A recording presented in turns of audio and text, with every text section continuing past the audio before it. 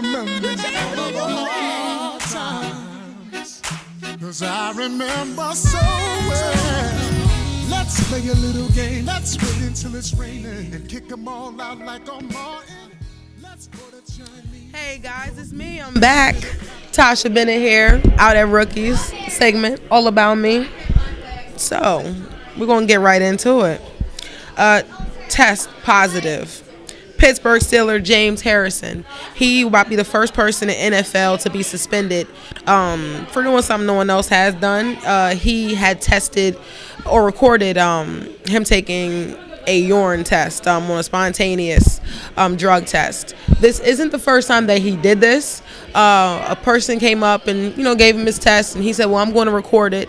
And he told the specified person, "Yeah, I'm going to record it." And they said, "No, you're not." And he said, "Yes." So basically, they let him know that if you're going to do this, this is going to be considered a failed test. And guess what? He did it. Check it out. But what I feel about that situation is the NFL didn't brace itself for the impact of social media. Being transparent and expressing yourself. Like, is this really worth, being suspended or being penalized for recording this? It's not like he is invading somebody else's privacy. He's putting it out there for everyone else to see. That's, keeping your name hot, keeping your name relevant, whether it's comedic purposes or just, whatever it is. It wasn't like it was no bad intentions. And also from what I heard from, different stories is that there was another guy who paid a visit to him, and that guy got fired. Like, it's not that serious, NFL. Sheesh. They're hiring. Now, Johnny Manziel, he's a former QB for the Browns. Currently, he is definitely in the unemployment line. A restaurant called Taco Time, they are putting bulletins all over the place, basically where they're letting him know, they'll help him come with open arms employment wise. Name all over the place, letting him know that. So get an application and be humble, because he's with the history of him, domestic violence, drugs, different things like that. He might need to take a step off of that horse that he has and start from the bottom. Start from the bottom. Now we here. Okay. What's next, Donald? Donald Trump, that is. Now, how is he going to push the envelope again? And should we really be surprised by what he does next? This is the man that is potentially going to be our president. Scary, for the record. I'm definitely not a Trump supporter. I don't care. Now, he called a lady, Elizabeth Warren, Pocahontas. Are we shocked? Really? Wait for a second. No. Elephants, they're known for having memory, and he says that he does. Donald Trump, that is. Doesn't forget anything at all. Now, Felix Satter, he worked in Trump offices, spaces, used their business cards, worked closely with him, and some time back, he was involved in stabbing a guy with the broken stem of a margarita glass, like in the face. Ouch. And Trump says that he remembers everything. Well, when this happened, guess what? I don't remember him. That's what Trump said. How could he work in your building, have your business cards, be close to you, and all of a sudden when he gets in some financial trouble, he doesn't remember him? Now, hold on. Now, we all know when it comes to like his political rallies and different things like that, he has been, recorded speaking on any participants that goes to his protests in support of him.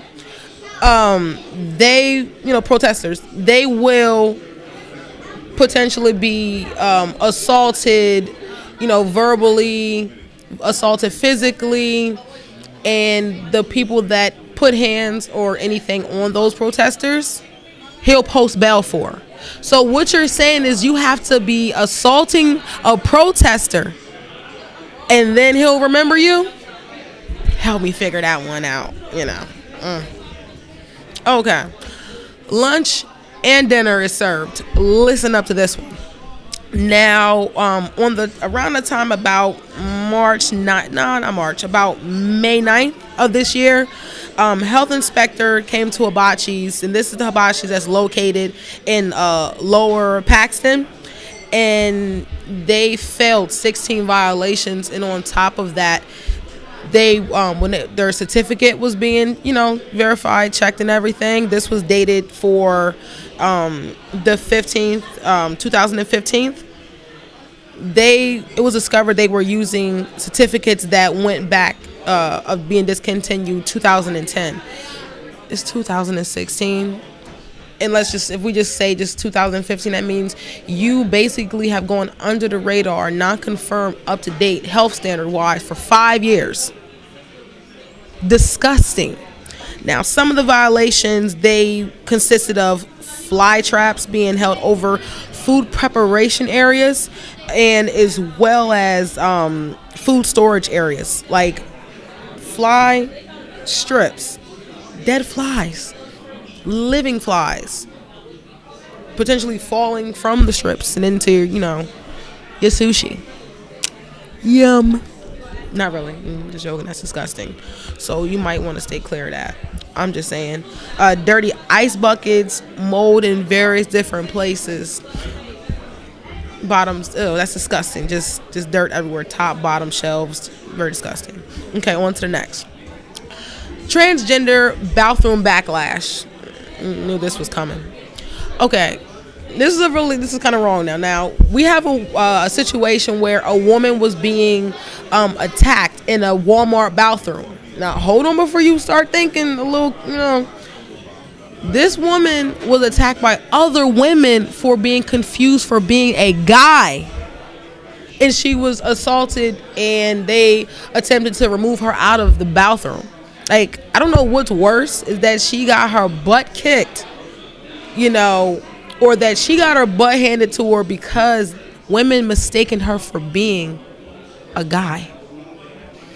And I mean, that's just like a open, it's so many different layers when it comes to that, just being a female. And, they're talking about potentially letting, guys who consider themselves females come into a bathroom. And you just have a lot of guys you have guys, not a lot, but you'll have guys that will take advantage of that. And I'm definitely wary of that.